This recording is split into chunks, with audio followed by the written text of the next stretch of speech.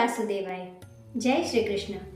બાળ મિત્રો, ગયા વિડીયોમાં આપણે ઉપમન્યુની વાત જાણી. એમાં આપણે જોયું કે ઇન્દ્રિયો પર કાબૂ રાખવો ખૂબ જરૂરી છે. ઇન્દ્રિયો ઉપર કાબૂ ન હોય તો ક્યારેક આપણે ખૂબ મોટી મુશ્કેલીમાં મુકાઈ જઈએ છીએ. તેવી જ રીતે શ્રીમદ ભગવદ્ ગીતામાં જેમ જ્ઞાન, કર્મ અને ભક્તિનો મહિમા ગવાયો છે, તેટલો જ મહિમા શ્રદ્ધા અને સંયમનો પણ છે. સંયમ એટલે નિયંત્રણ અથવા કાબુ. જે વ્યક્તિ પોતાના તન અને મન પર નિયંત્રણ એટલે કે કાબુ રાખી શકે છે, તે જ વ્યક્તિ આત્મશ્રદ્ધા એટલે કે પોતાની જાત ઉપરની શ્રદ્ધા અને વિશ્વાસ દ્વારા જ્ઞાનને પણ મેળવી શકે છે. આ વાતને સમજાવતો શ્રીમદ ભગવદ્ ગીતામાં આપેલો એક શ્લોક સમજીએ. શ્રદ્ધાવાન લભતે જ્ઞાનમ તત્પરઃ સંયતેન્દ્રિયઃ જ્ઞાનમ લબ્ધ્વા પરામ શાંતિમ અચિરેણાધિગચ્છતિ. જેનો અર્થ થાય છે કે ઇન્દ્રિયોને વશમાં રાખનારો, તત્પરતાવાળો અને શ્રદ્ધાવાન મનુષ્ય જ જ્ઞાનને પામે છે અને જ્ઞાન મળે તો જ પરમ શાંતિ મળે છે. શ્રદ્ધા ખૂબ અગત્યની છે. તો આત્મશ્રદ્ધા અને ગુરુ પ્રત્યેની શ્રદ્ધા સમજાવતો આરુણીનો પ્રસંગ જોઈએ. વર્ષો પહેલાની વાત છે, જ્યારે ઋષિમુનિઓ બાળકોને પોતાના ગુરુકુળમાં ભણાવતા તો ત્યાંના અનેક વિદ્યાર્થીઓ અભ્યાસ કરતા અને ધૌમ્ય ઋષિના આશ્રમમાં આરુણી નામનો એક વિદ્યાર્થી ભણતો હતો. તે ખૂબ એકાગ્રતા રાખીને ભણતો. એકાગ્રતા એટલે જે કાર્ય કરીએ તેમાં જ સંપૂર્ણ ધ્યાન હોવું. આ આરુણીને પોતાના ગુરુ પ્રત્યે અતૂટ શ્રદ્ધા. ગુરુની આજ્ઞા એટલે તેના માટે સર્વસ્વ. આરુણી બધા જ વિદ્યાર્થીઓ સાથે ખૂબ જ હળીમળી અને શાંતિપૂર્વક રહેતો. એક વખતની વાત છે, ચોમાસાનો સમય હતો. વરસાદ ખૂબ વરસી રહ્યો હતો. ત્યારે ધૌમ્ય ઋષિએ આરુણીને કહ્યું, બેટા, આપણે ડાંગરના ખેતરની પાળ બાંધવી જોઈએ અને પાળ તૂટે નહીં તેનું ધ્યાન રાખવું જોઈએ. વરસાદ ખૂબ વધારે છે. જો ડાંગરની ક્યારીની પાળ તૂટી જશે તો ખૂબ નુકસાન થશે. ગુરુની આજ્ઞા મળતા જ આરુણી તરત તૈયાર થઈ ગયો અને ખેતરની દિશામાં ચાલ્યો. રાતનો સમય હતો. ક્યારાની પાળો બાંધવા લાગ્યો, પણ થોડી વારમાં જ વરસાદનું જોર વધ્યું અને પાણીનો પ્રવાહ એટલો ધસમસતો થયો કે ખેતરની ક્યારીની પાળ તૂટી જવા લાગી. આરુણી પાળ બાંધવા માટે ઘણી મહેનત કરે, માટી લાવીને નાખે, પરંતુ પાણીના પ્રવાહને કારણે માટી રહેતી જ ન હતી. એટલે આરુણીને એક યુક્તિ સૂજી. તૂટેલી પાળ પર પોતે જ સૂઈ ગયો. ખૂબ વાર થઈ, પરંતુ આરુણી પાછો ન ફર્યો એટલે ગુરુજીને ચિંતા થઈ. થોડા શિષ્યોને લઈને ગુરુજી આરુણીને શોધવા નીકળ્યા. આરુણી, પુત્ર તું ક્યાં છે? એમ કહેતા કહેતા આગળ વધતા જતા હતા.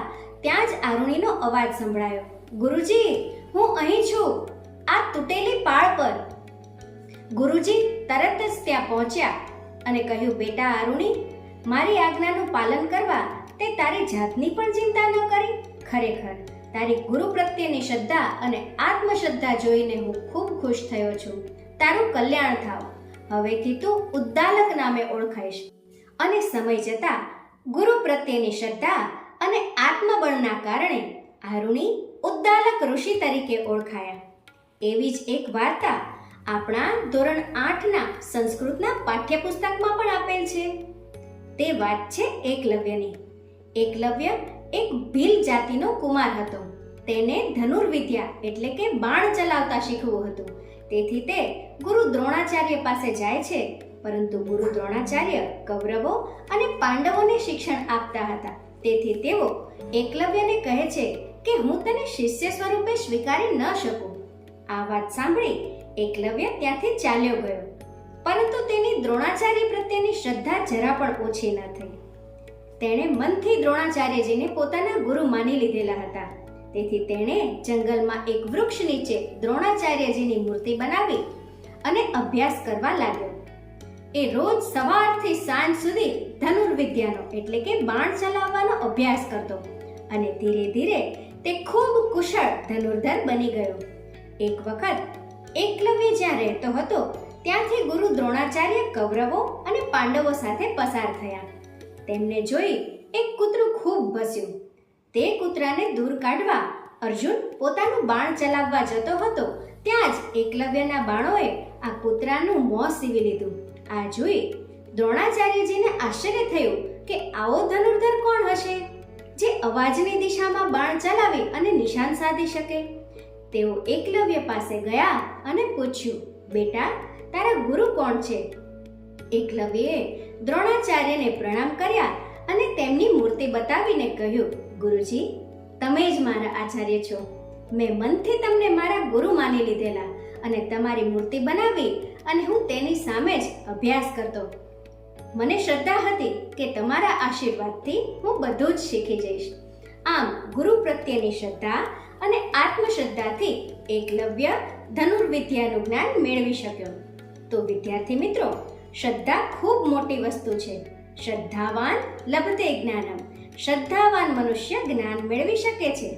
અને હવે આજનો જપકારો.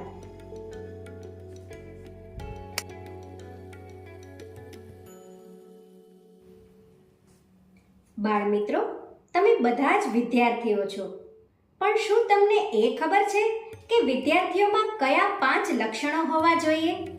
તેના માટે એક સરસ શ્લોક છે. કાક ચેષ્ટા બકોદ્યાનમ સ્વાનમ નિંદ્રા તથૈવ ચ અલ્પાહારી ગૃહત્યાગી વિદ્યાર્થી પંચલક્ષણમ.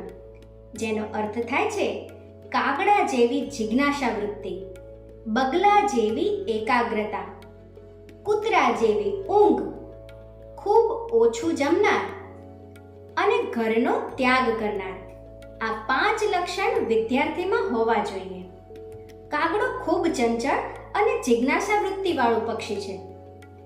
ક્યાં શું થઈ રહ્યું છે એ બધું જ જાણવાની કાગડામાં ખૂબ જિજ્ઞાસા હોય છે. બીજું લક્ષણ છે બગલા જેવી એકાગ્રતા. તમે પાણીમાં ઊભેલો બગલો જોયો હશે. તે એક પગે એક ધ્યાન થઈ પાણીમાં મોં રાખીને ઊભો હોય છે. એનું ધ્યાન ક્યારેય તૂટતું નથી. એવી એકાગ્રતા વિદ્યા મેળવવા માટે પણ હોવી જોઈએ. ત્રીજું લક્ષણ છે શ્વાન નિદ્રા, કૂતરા જેવી ઊંઘ. કૂતરું જરાક સળવળાટ થાય તો પણ જાગી જાય છે. એમ વિદ્યાર્થીની ઊંઘ પણ ઓછી હોવી જોઈએ. તે સદાય જાગૃત હોવો જોઈએ. ચોથું લક્ષણ છે અલ્પાહારી, એટલે કે ઓછું ભોજન લેનારું. બહુ જમવાથી ઊંઘ અને બેચેની થાય છે, જે અભ્યાસમાં બાધારૂપ બને છે. અને પાંચમું લક્ષણ છે ગૃહત્યાગી, જે વિદ્યા મેળવવા ઘરનો એટલે કે ઘરના સુખ અને વૈભવનો ત્યાગ કરે, સાદું જીવન અપનાવે, તે વિદ્યાર્થી સાચો. તો આ 5 લક્ષણ દરેક વિદ્યાર્થીમાં હોવા જોઈએ. તો વિદ્યાર્થી મિત્રો, આજે આટલું જ. હવે પછીના વિડીયોમાં આપણે આપણી પરંપરા વિશે જાણીશું. ઓમ નમો ભગવતે વાસુદેવાય. જય શ્રી કૃષ્ણ.